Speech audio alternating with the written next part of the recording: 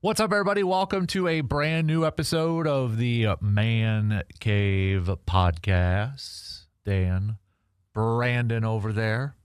It is video recorded, too, so you can wave. So, been a little bit since we've done a brand new podcast here. So we're going to make up for it. We're going to try to make up for it. We got a few topics on the docket. Brandon inspired me last week to do a little segment, so we did that with predicting our head coaches for the NFL. Who's going to go where? We already know one, Harbaugh, to the Giants, but we kind of figured that one anyways. That was going to be a gimme pick, I think, for a lot of us. So we got that on the docket. We're going to do some Hall of Fame talk here for baseball with because we're going to find out next week who's going to be in the Baseball Hall of Fame. Going to be joining Jeff Kent in the Hall of Fame. Modern era ballot coming up here. Have a little fun here, too, because I posted up a question on Facebook.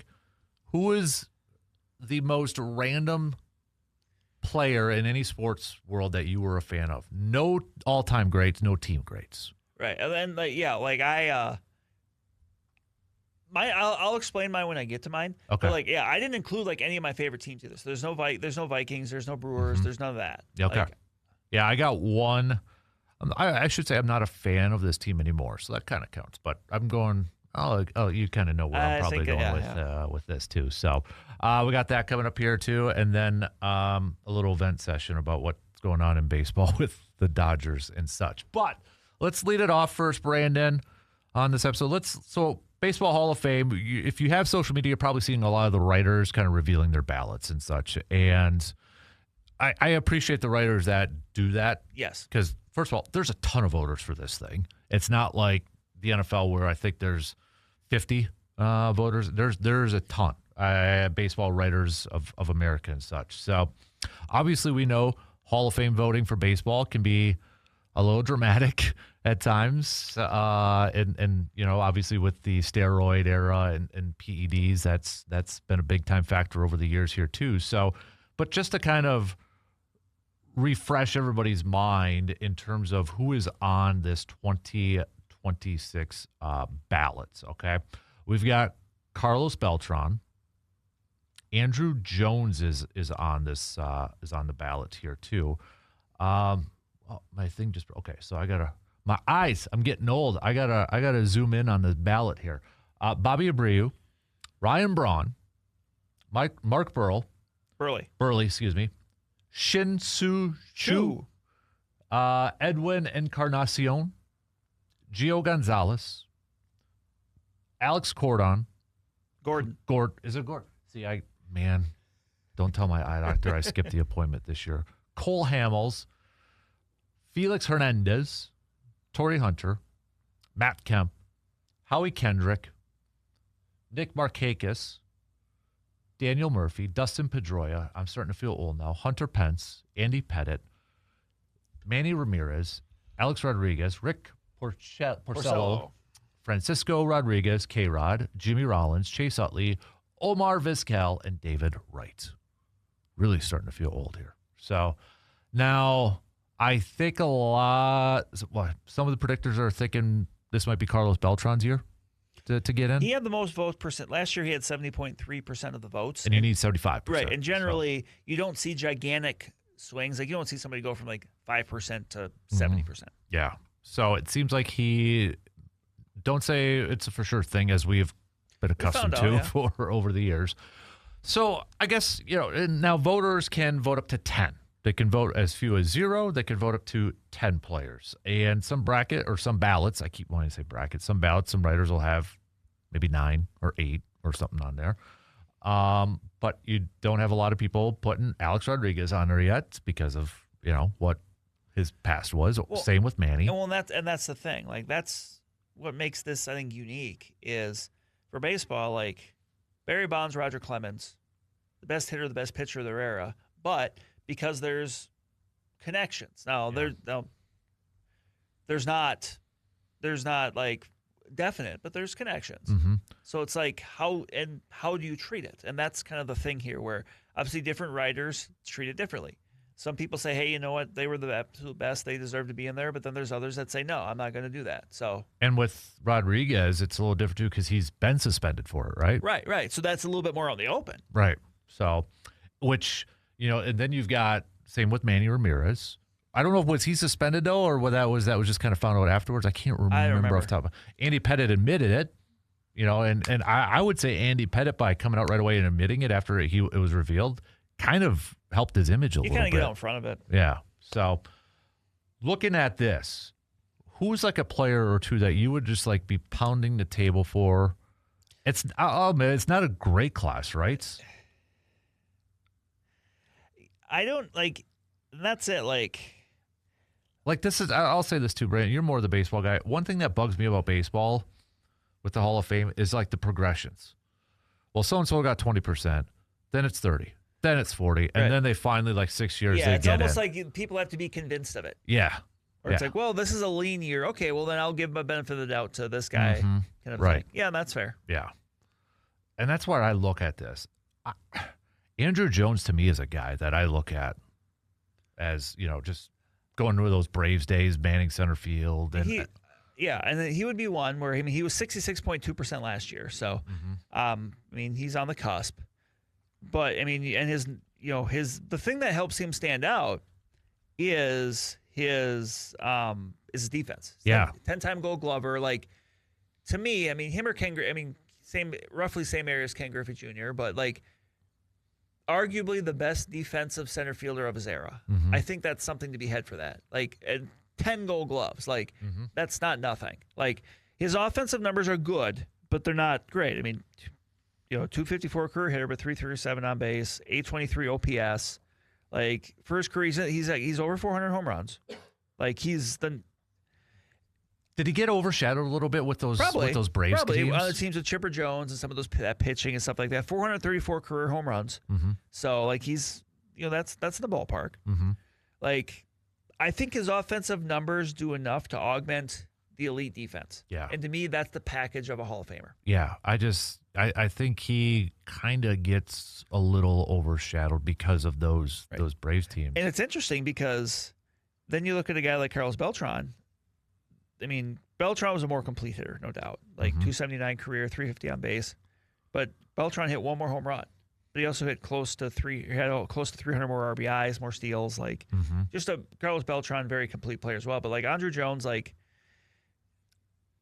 he was someone, I don't know if I'd pound the table for, but he's someone where I'm like, yeah, but like, you just look at the numbers, like, yeah, but you also got to factor in the defense. Yeah. You have to quantify what does it mean to be a top defensive player of your era. Yeah. With that, though, what about Torrey Hunter? Because you talk about defense, and I just have flashbacks to some of the catches from Torrey Hunter, but then you look at his offense. He's a 277 hitter, home runs 353, but his WAR was 50.6. Right, which is still 10 or 11. This is I'm using Baseball References metrics. Different people, but like still, it's a little bit further back. And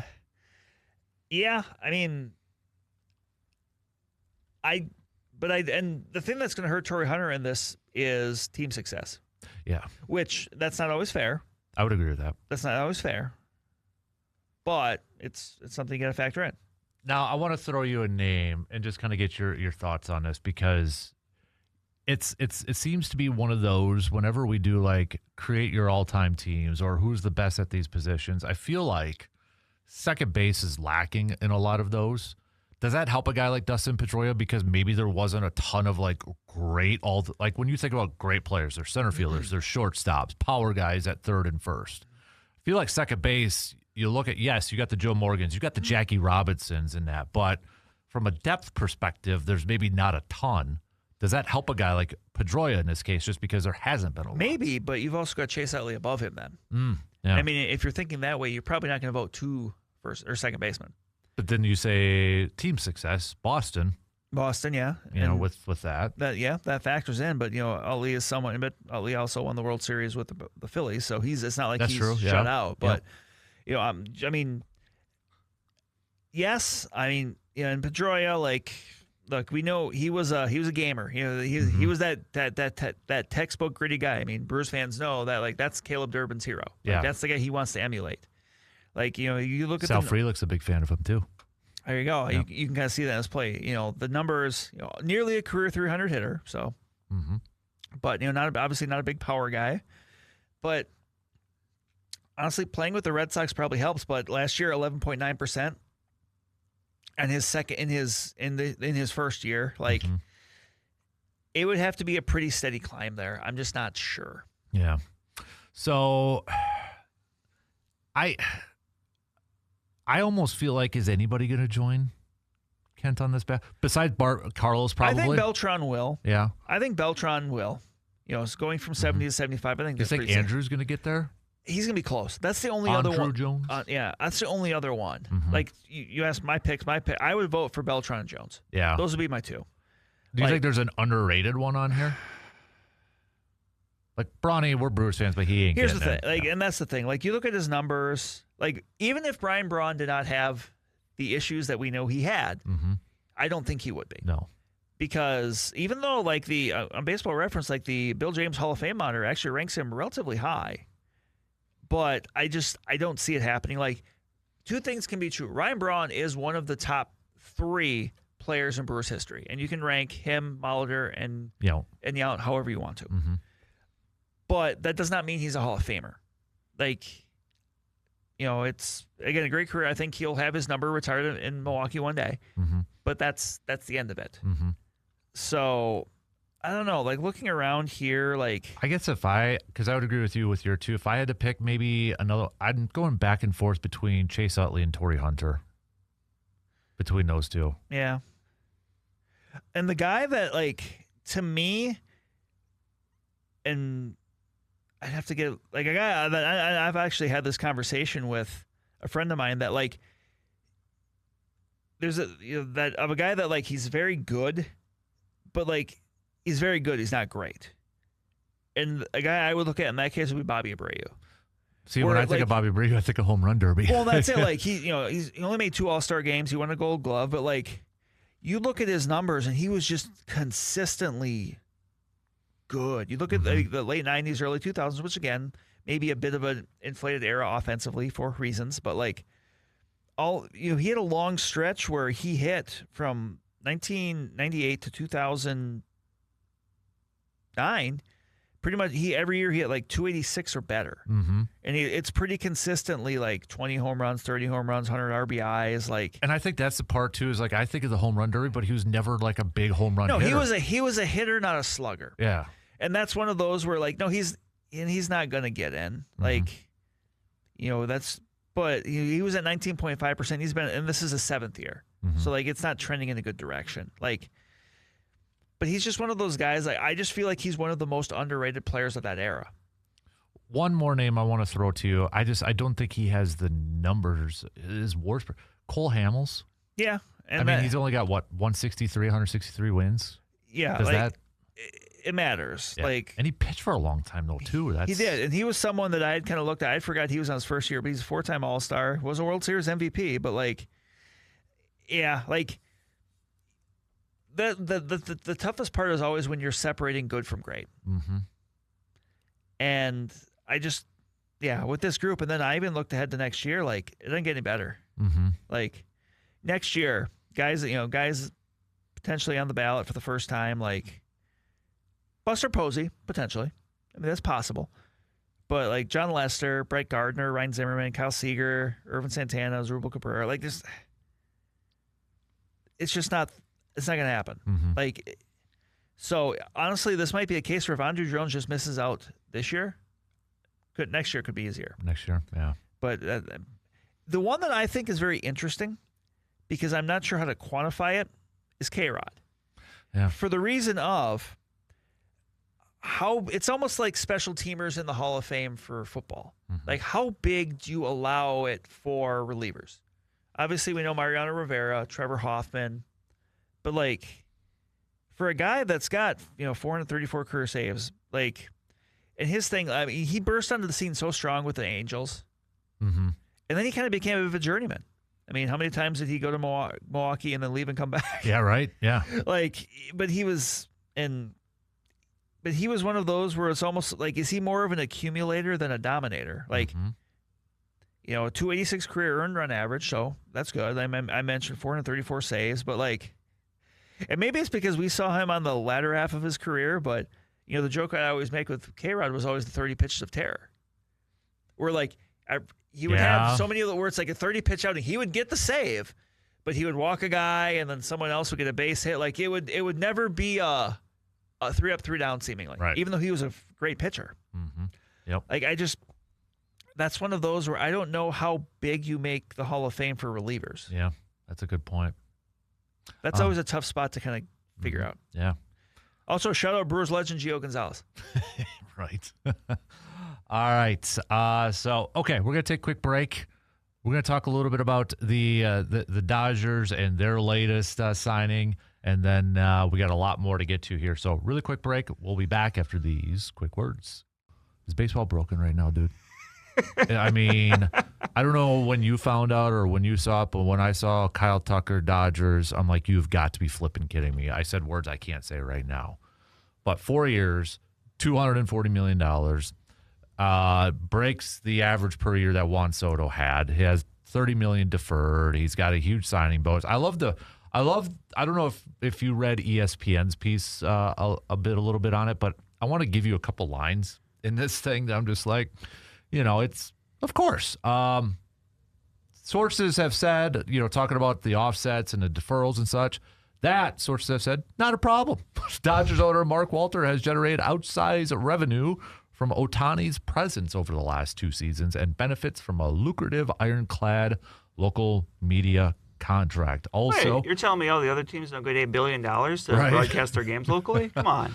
I love this, too, with this other part. So, because the Dodgers are already on track to exceed MLB's highest luxury tax threshold in 2026, prompting a 110% average, Tucker will cost them $119.9 million annually. So I know we're biased because we're both Brewers fans and such, and sure. I will fully admit, if this was the Brewers, I would be happy, and I would be pumped, and I would be excited, and I'd be like, yeah, screw all of you guys. We got all this money in the world and that. Yeah. But, again, you look at it, we don't see this in football. We kind of see, not to this extreme in the NBA. The Major League Baseball is completely different. Right. How bad is this for the sport to have? I mean, we always say in football, Brandon, it's not Madden. Dodgers are kind of playing a video game like my 8-year-old putting together a fantasy team, and this is what they're doing right now, essentially. I mean, we're just heading towards the reckoning that is, a lockout. Mm-hmm. I think this is just the Dodgers, being, trying to do another thing before that happens. Yeah. Because we don't know what lies beyond 2026. Mm-hmm. We don't know where, if there's a work stoppage, and at this point, it really looks like there's going to be, what it looks like after that. Mm-hmm. So, this is those that have the means doing it. Mm-hmm. Yeah. Yeah, and I mean, again, would I be upset if the Brewers did this? Heck no, I wouldn't. I don't think you would be either. It's not our money, right? That's kind of the thing. I think if you're a fan of a smaller market team, you also understand that the money definitely isn't infinite. Mm-hmm. Yeah. And I understand the optics, or not the optics, but yes, the media, the LA compared to Milwaukee, it's completely different and such. But then it's like, is that fair then? That's where I think a lot of fans want that salary cap to make it, but I don't think we're ever going to get that. I don't know what they can do to change that. And that's what I think makes it so difficult is I don't think they're going to be able to just say, okay, we're going to do salary cap, because I don't think you're going to get, it's going to be a really tough time getting the players union to do that because, well, obviously a salary cap is going to limit what salaries players can make. Mm-hmm. Yeah, the players aren't going to be for that. No, I mean, look at the NBA. Obviously, they have the max. Mm-hmm. They have the super max. They have things that were, they're kids. I mean, I guess well, they're pretty much all younger than me, so I guess they are technically kids. But where you're maxed out at what you can make. I mean, it doesn't matter if you're, LeBron James at the peak of his powers. You still had this is the most that a team can give you. Mm-hmm. Be honest, this is the most that a team can give you. Yep. And that's something that really, even though it's a ton of money, it's generational wealth. And generally, the thing with basketball, I would say, compared to baseball, is they seem like they're shorter-term deals. Yeah. You're not seeing NBA players sign for 8, 9, 10 years. Right. Usually it's 5. It kind of seems like that's maybe the max at that level. Yeah, because then they can, after a couple of years. Right, and that's part of the reason why is shorter, still high value, high average annual value deals, but just ones that you can kind of keep going back to. Right. Yep. And that's what's going to make this so interesting. And at some point, I think it would probably be worth maybe a poll question in your hand, because I would be curious to see what people would say as far as like, baseball fans, like how long are you willing to sit through a lockout to get tangible change in the sport? Right. Like, are you the kind of, is it a month?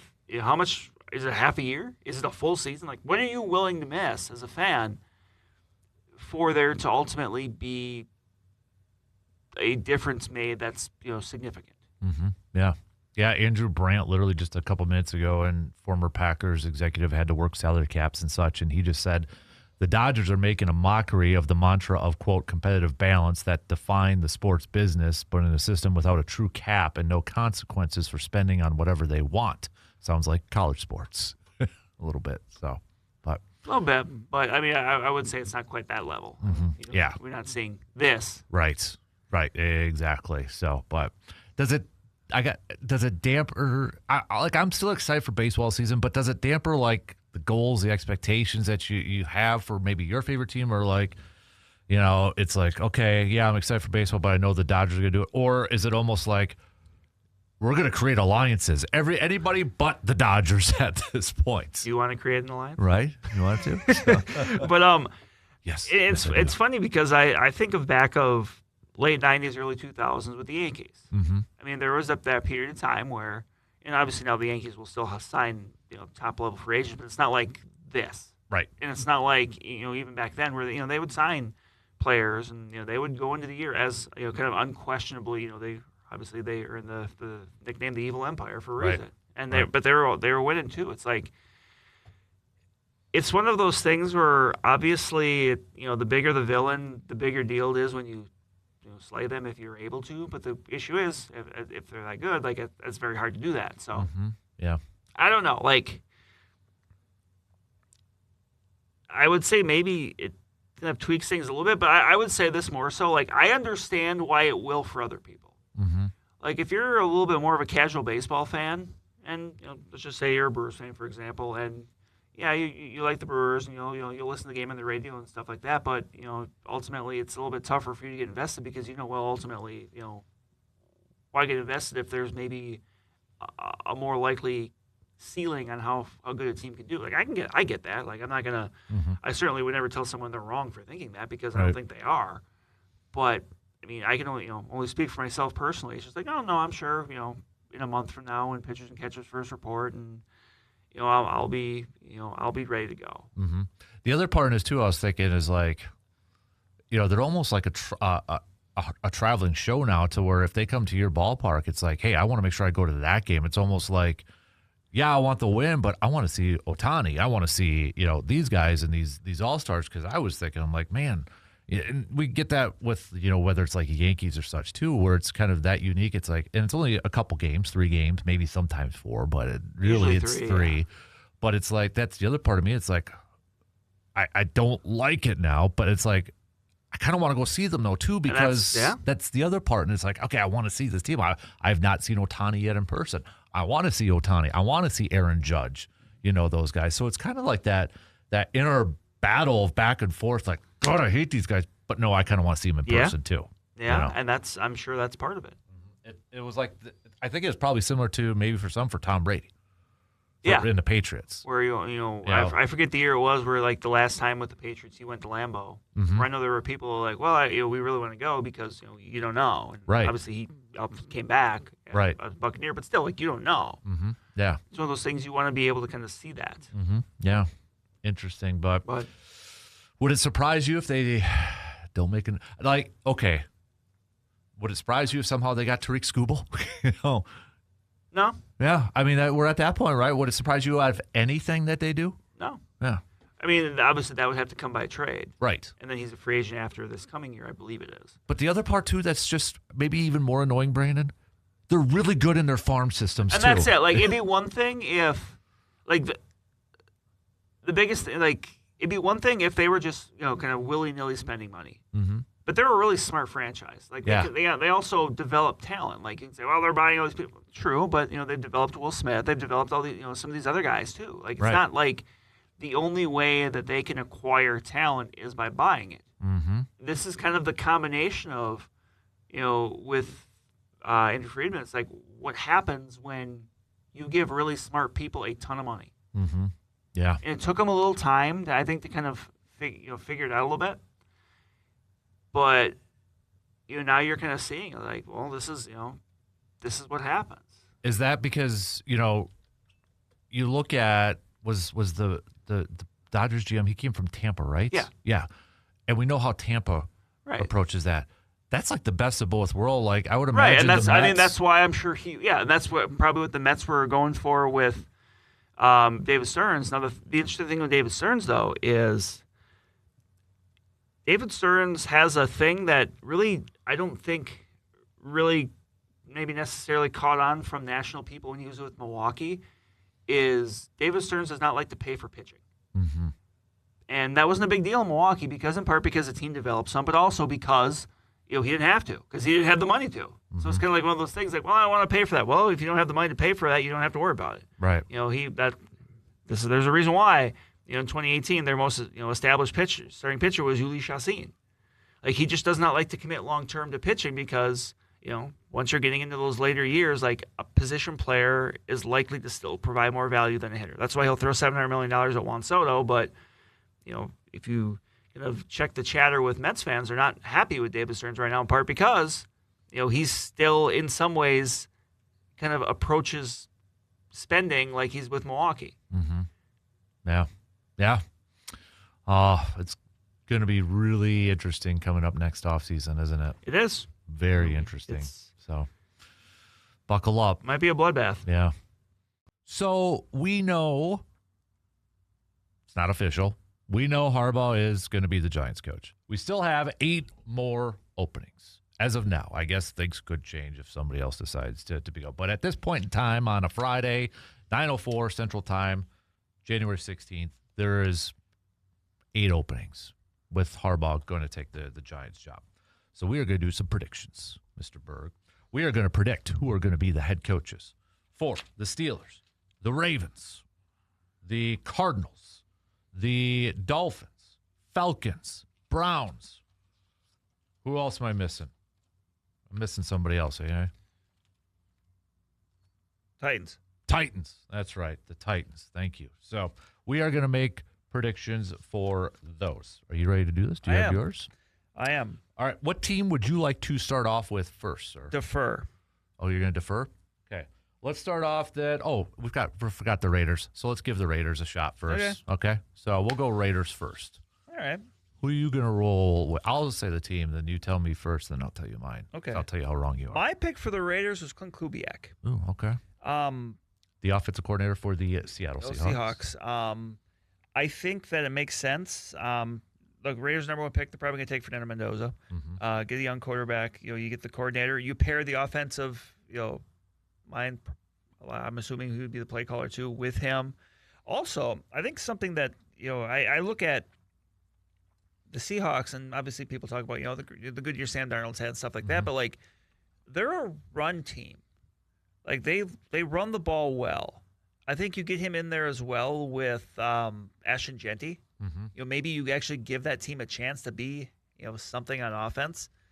And you go a little bit younger. Obviously, Pete Carroll, young at heart, but it just didn't work. Right. So I went Clint Kubiak on this one.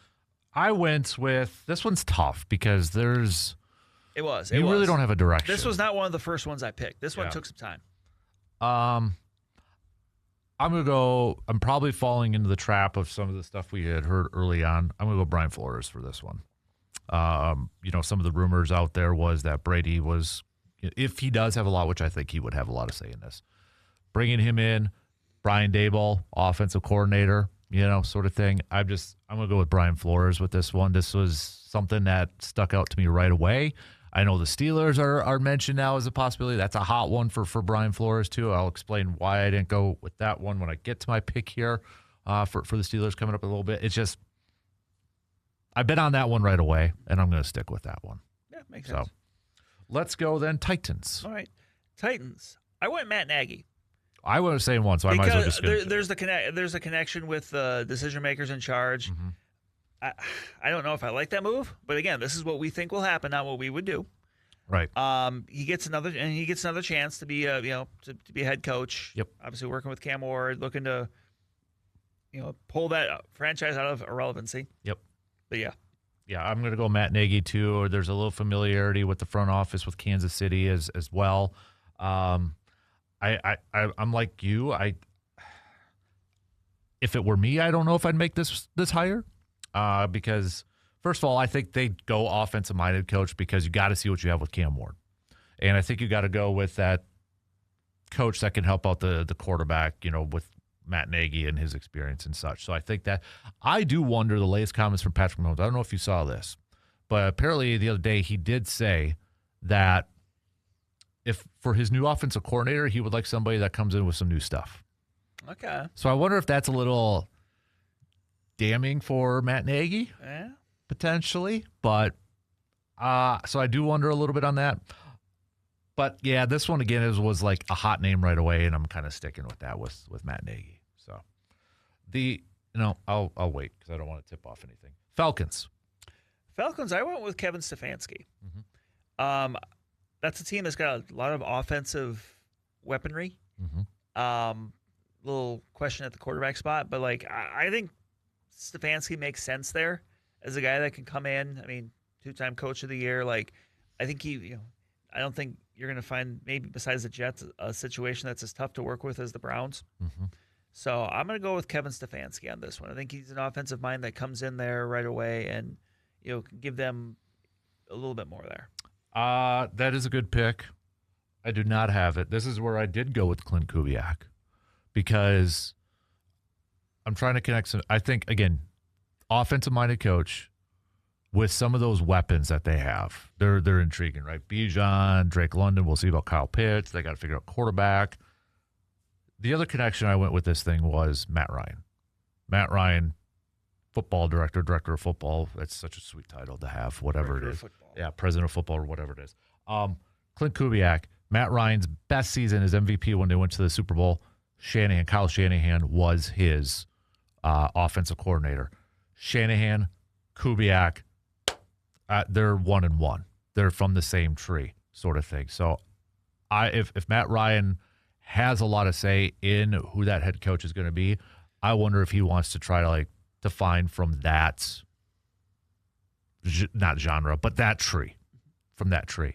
And I think you see what is going on in Seattle with Sam Darnold and that'd be hard to I want some of that. So That's where I went with Kubiak for that one. Makes sense. So let's do Browns then. Browns. I went with one that was maybe it would be a little bit of an upset, but it's the Browns, so you never know. I went Jim Schwartz. I did too, but I'll let you. I'll talk. I'll He's say the defensive coordinator there. I just kind of wonder right now if maybe and he's been a coach before, but I don't know. I kind of had that feeling that he could be the guy I could see impressing them, and they're kind of stuck in the middle at quarterback right now. So it's maybe they can't do the full reset. Mm-hmm. So, and it's not like they're gonna. I mean, there's really one quarterback at the top of the draft. They're not going to get him anyway. So, right. I don't know. I just kind of felt like maybe they think that they turn the leadership over to the guy that ran the defense, which was really good defense, mm-hmm. and then you kind of figure the rest out. And then this is almost one where if it doesn't work, it's easier to move on from. Yes, that's kind of the mindset I was going with mine. Mm-hmm. So, because I'll tell you, this is the one I changed. I did too. This was not what I had. This is not where I was originally thinking. I originally had Mike McDaniel on this. I did too. Did you really? I did. Wow. Okay. But then the more I thought about it, I'm like, Mike can be picky. Right. And if he doesn't get a spot that he's comfortable with, he can go and be an amazing offensive coordinator, and he's going to be a hot commodity. Rehab his image, and then, rehab his image, but just basically build up his resume again. Because say, I'll admit it. I would love him in Green Bay calling plays if Matt LaFleur comes back. If he goes to Detroit for a year and calls plays, even like that would just, I think, yes, you're disappointed, Mike, about being fired. Take a breath, though. Don't just settle for something. And I think Cleveland would not be a good situation because of the quarterback. So, and from some of the stuff I was seeing is like, well, they want to keep Jim Schwartz as defense coordinator, so that's why they're looking for head coach. You might as well hire Jim Schwartz then. Yeah. Look, if it's somebody else, like I could see that head coach wanting to keep Jim Schwartz. Right. He's a really good defensive coordinator. Yeah. But I think if you're Mike McDaniel right now, that is not the spot to be in. Yep, you can be picky. Don't go to that, and because if you can go to Detroit, you could go to a Philly, you could go to one of these teams where if might be able to pair up with a defensive-minded head coach, right, and that would give you autonomy over the offense. Yep. So I feel like, that's where I'm at this point. So, all right, what's the next? Let's do Dolphins. Dolphins. I want Jeff Hafley. The connection, obviously, with the new guy down there that's running the show. I just thought that made sense. Mm-hmm. And I think a lot of times you see teams kind of go a different direction from one coach to the next. Mm-hmm. Not always, but obviously you had the offensive mind. I don't want to say he's outspoken, but like with Mike McDaniel, a guy that was never afraid to speak his mind. Yeah. To a defensive coordinator in Hafley who he speaks himself, but he's not real boisterous. Mm-hmm. So I don't know. I just thought the connection made sense. Oh, it 100% makes sense. The one that I went here though, I went with Joe Brady, offensive coordinator for the Buffalo Bills. This one's tough too, just because of the quarterback. Like Cleveland, Atlanta, Arizona, Miami. These quarterback questions are so difficult. And I look at the Miami situation, and do they try to bring in an offensive mind to figure out that quarterback spot? Whether they give another shot to Tua, whether it is Quinn Ewers, I don't know. Malik Willis maybe goes down there. So I went with Joe Brady just because of the offensive mind and what he has done with Josh Allen up in Buffalo. So speaking of Arizona, let's do Arizona. Another tough one. A lot of these are tough. This was tough. I went Vance Joseph though. Done a really good job of kind of that second win with the Broncos as the defensive coordinator. Mm-hmm. I don't know. Like this one just didn't excite me. Like this is another one where it's like, what are they doing with Kyler Murray? Like if he's on the move, like what are they doing? Yeah. Like I don't know. Like, and I don't know. Just for whatever reason, this is kind of where the merry-go-round stopped for me, where I just went with Vance Joseph. No, that makes complete sense too. This one I really tried to because. First of all, I can't see anybody from the NFC West, like the Rams, the 49ers, and Seattle wanting to go there because it's a bad situation. And I can't see it. So I went a little bit of a wild card here. Pass game coordinator for the Patriots, Thomas Brown. Interim head coach from the Chicago Bears last year. Still has a McVay background because he worked with him. So I just feel like this one's going to be hard for the Cardinals to try to get one of the top tier, quote top tier. So I went with Thomas Brown as the pick there. Now, these two really fun ones. Yes, these are fun. These are fun. Ravens. I went with Chris Shula, defensive coordinator for the Rams. Wouldn't that be funny? Just because of the Shula, like going to a premier AFC program and his grandpa. I think obviously. This is one of those where they could bring in Chris Shula, and maybe this is a landing spot for a Mike McDaniel. Yeah, that would be fun. Or a Brian Daboll, who has experience with running quarterbacks. Like, that's almost how I kind of visualize this for them is Chris Shula, the young defense coordinator for the Rams, paired with a veteran offensive coordinator that he can kind of turn that over to. And that's going to be, you would think, a place someone like, a Daboll or a McDaniel want to go because of Lamar Jackson. Yeah. Yeah. This one, I think Ravens to me is the best one of the openings. I think so. And I think a lot of that is Lamar Jackson. Yeah. And I think you got a team that's ready to win now. Mm-hmm. So I think this would be such a great fit. I go Robert Saleh. Yeah, he waited another year. he's in a position that I think he could pick and choose where he wants. I don't think anybody's holding against him what happened with New York. No, I don't think so either. And I just look at San Francisco this year. The numbers are not great for pass rushing defense, but you know what? They're still in the playoffs. Right. They're still getting it done. They're in the second round of the playoffs despite look at all the players they've lost. Bosa, Warner. I mean, those are huge defensive players. And they're in the second round of the playoffs. And would it surprise anybody if they got to the NFC Championship game?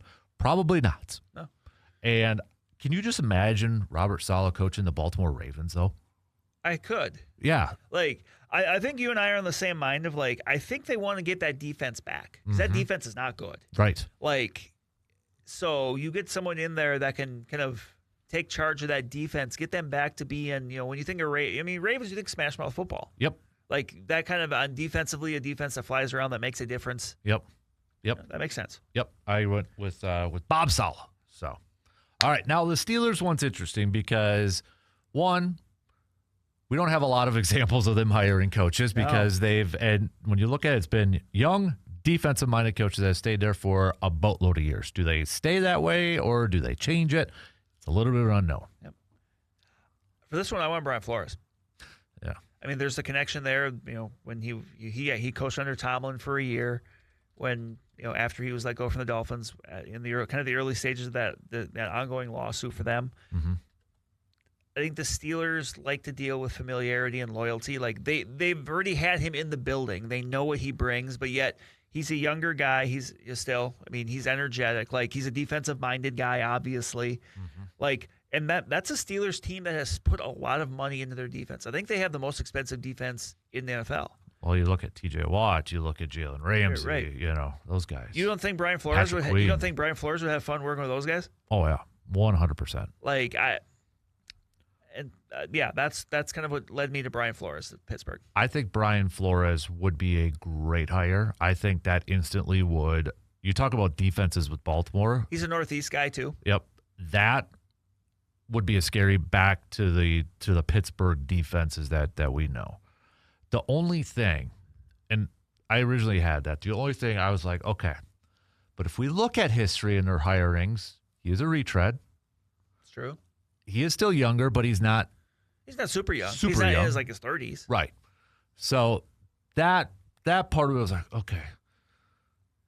With all that being said, this one would be fun if it was like a Chris Shula, a younger defensive coordinator. I'm not picking that one. Right. This is another one too. They got to figure out what's the quarterback situation, right? I mean, look at all these openings, and how many of them are like fix the quarterback? Raiders, Falcons, Browns, Dolphins, Cardinals, Steelers. With this one though, I went with Jesse Minter, defensive coordinator with the Chargers. Again, it fits the younger, up-and-coming type of defensive coordinator mindset with that. It's just, I went with that route. It would be fascinating, though, if they went with an offensive-minded coach. It would. Because it completely is. It's something they've never done. Right. And if you think about it, though, too, during the Mike Tomlin era, how many times they've tried to find an offensive coordinator, right? I mean, Matt Canada. Right.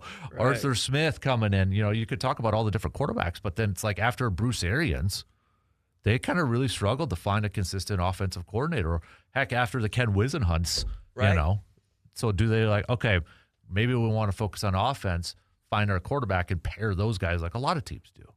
So I wouldn't completely take that off the table as well. So. Right.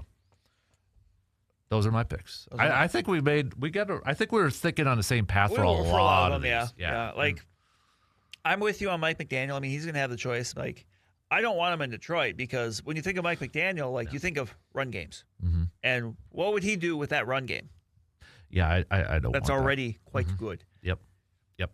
Heck, go to Baltimore or Pittsburgh. I don't want him in Philly either. No. Those are two appealing places, I would think. But yeah, go to the AFC Central, or I was gonna call it the AFC Central. Heck yeah. Go to the AFC North. Yeah. For a year and then get a job somewhere else. Mm-hmm. All right, there you have it. Those are our predictions.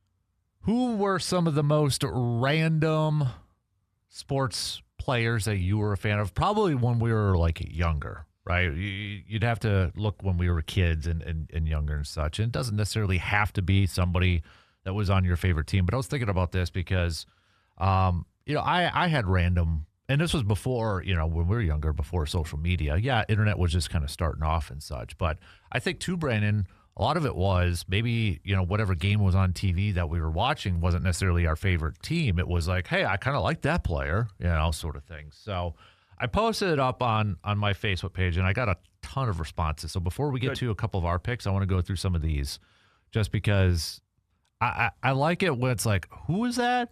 And you look it up like, oh, that guy. Or you completely forgot about this player until somebody brings it up. Ben Ogilvy was mentioned a couple times on there. Yeah. Chuck Cecil was a very popular one for a lot of Packers fans. Travis Jervey, I figured that one. That came from Jake. Gilbert Brown, Gary Varsho. Brad says, big fan of Gary Varsho, sent him cards to sign, and he would consistently write me back as a kid. So that's cool. Pretty cool. Paul Kaufman, Tim Harris, Eric Metcalf. That's a good pull. Special teamer extraordinaire. Nick Collins, Atari Bigby, because his name was Atari. Santana Dotson was mentioned on there. Horace Grant, goggles, shout out there. Eddie Lee Ivory, Rob Deere, George Gervin. Derek Mays, good pull wide receiver. Another Eddie Lee Ivory pick. We've got Mark Lee, Mike Douglas, Gorman Thomas. I think you'd appreciate this one. Corey Schlesinger. Fullback from the Lions. Yes. Yeah, yep. Make fullbacks great again, right? That's what we always... Christian Guzman. Yeah. Middle infielder for the Twins. Walter Stanley, Ron Harper, B.J. Armstrong, Mark Tauscher, another Gorman Thomas, Sidney Moncrief. Although that's probably like a team grade, I would probably say for the Bucks there. But Blue Edwards. That was like, Bucks. Oh my God. And then we had a couple of Chuck Cecil picks over there too. So give me your guys before I got two that really stood out to me, and for different reasons. So I'll let you go first. Okay. Okay, Brandon. Okay. So I have 3 honorable mentions for myself. Ooh, so okay. And I was wrong. There was someone here that does have a Brewers connection. Okay. But very briefly. So in no particular order, I got a couple of basketball players and baseball player. Okay.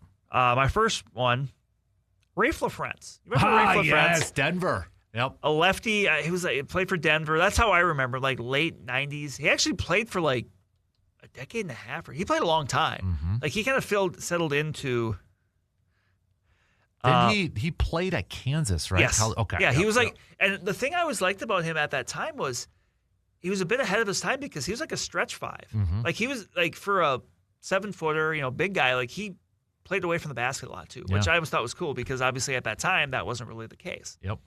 And then we go the completely other end of the spectrum on that. We go Theo Ratliff. Oh, yes. Yep. Yes. And he was a straight up like defensive guy, like rebounds. Yep. I think he made an all-star team one year. Probably. But both these guys played for a lot of places, but he was a rebounder. He was a block shot guy. I remember him with 76ers, yeah. Yeah. I remember the Hawks. That too, yep. But, completely different ends of the spectrum. But guy, like, I would joke even like 2 or 3 years ago, like when there would be a big NBA trade and you would always hear about like, the expiring contract of someone got traded. Like somehow the expiring contract of Theo Ratliff is in there still somehow. But like, yeah, those are guys. Those and are awesome. I think part of these two is always like, you think of like cards. Oh, that's where one of mine is coming in. So, all right. Yep. And the other one, my baseball one, Henry Blanco, Hank White, legendary veteran traveling catcher. Nice. Like guy that played for the Brewers and I forget the year, but it was in the early 2000s, like 2002, 2003. But like played everywhere. Now as a coach, I think he coaches he did with the Nationals. Mm-hmm. So, but like played everywhere. Like he played for the Diamondbacks in 2011 when they played against the Brewers in the playoffs. Like to me, like the quintessential backup catcher where he's like strong defensively, has a little power, but like and also just a good guy in like in the clubhouse. Mm-hmm. Yep. Those are honorable mentions. Do you have 5 more? I do. Oh wow. Oh yeah. I didn't know we were doing top 5 plus. Okay. All right. You have to know better. Just run through them, man. What do you got? Oh, I thought we were going to go back and forth. I only have 2.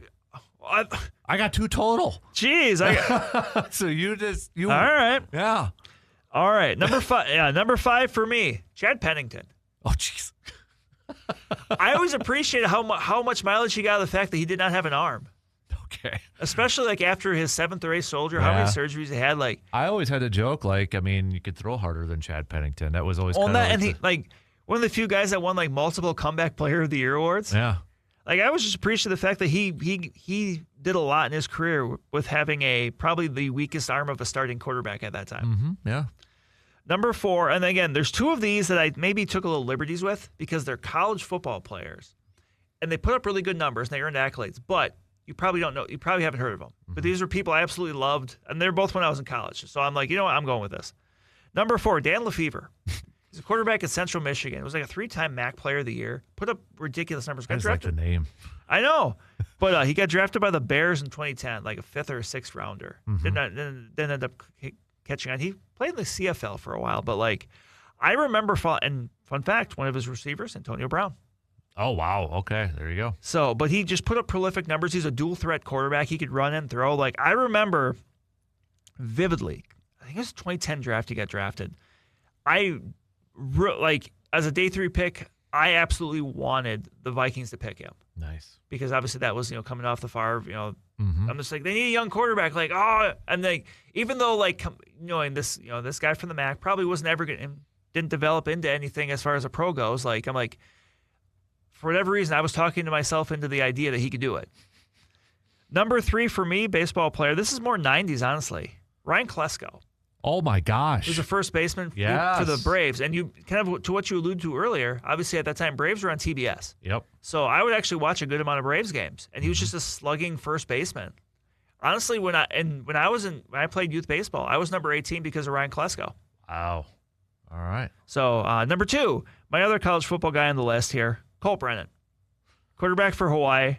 Put up just some crazy passing numbers in June Jones's offense in like the late 2000s. I love those teams. Like I remember driving home New Year's Day 2008 from Thorpe back to Oshkosh because I wanted to get back to watch the Sugar Bowl because that's when Hawaii went 12-0 or maybe 13-0 because I think they might have won their conference. But they played Georgia in the Sugar Bowl, and they got just destroyed.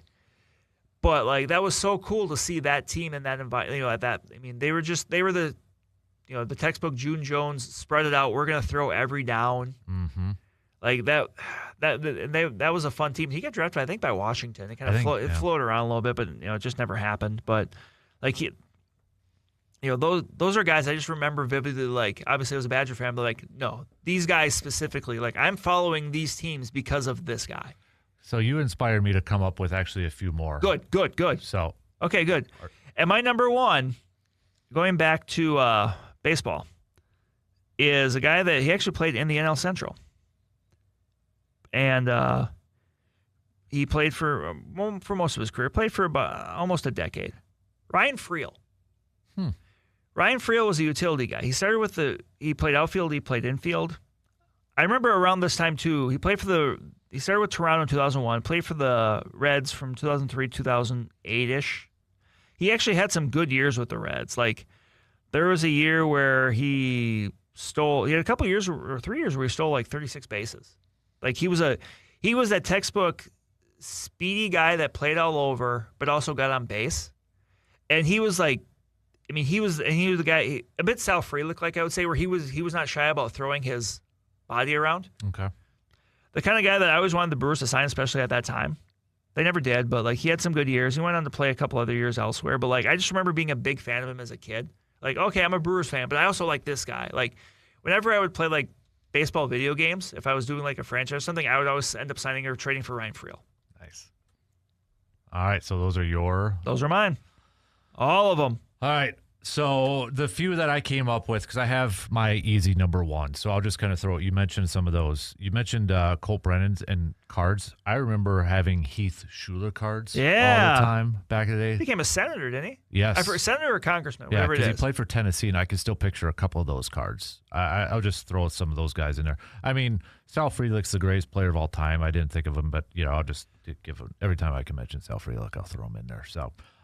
Some other names that I'm going to throw in there. Brian Williams, I was a big Brian Williams fan as a he was a Packer linebacker, Super Bowl 31.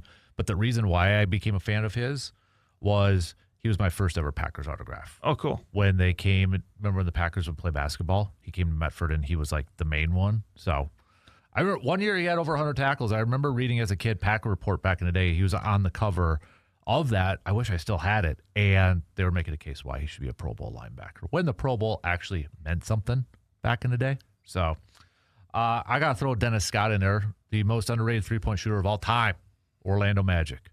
Dennis Scott. Yep. Number 3. I was thinking you were going to go Dennis Scott or Nick Anderson. Yeah, Nick Anderson's giving me too many bad vibes.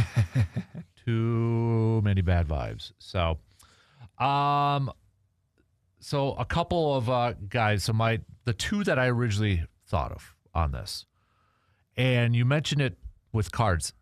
Sometimes, like back in our day, Brandon, once in a while you could buy the individual cards, but a lot of it was grabbing the packs and opening them for whatever reason. Yeah. You got to grind. Whatever reason. Now, I remember I always would get a ton of Jim Kelly's, David Robinson's, Patrick Ewing's, whatever. And a lot of it was like if it was a cool looking card. For some reason, I started to get into Mario Bates. Running back for the Saints. I think he played for the Cardinals. Yep. I had a couple cool cards of Mario Bates, and I thought, okay, I'm going to be a Mario Bates fan. That's how it developed. That's all I could probably tell you about Mario Bates was those two teams. And I can still picture a couple of those cards. I don't even think I have them anymore in that box, but Mario Bates, number 24 for the Saints. So I kind of thought about Kajana Carter because I used to have NFL Game Day 97 on PS1, and I'd always be the Bengals because of Kajana Carter because he was on the cover. Carl Pickens, too. Remember Carl Pickens? Jeff Blake, the quarterback there? I think so, but I trade for Favre. My number one, though.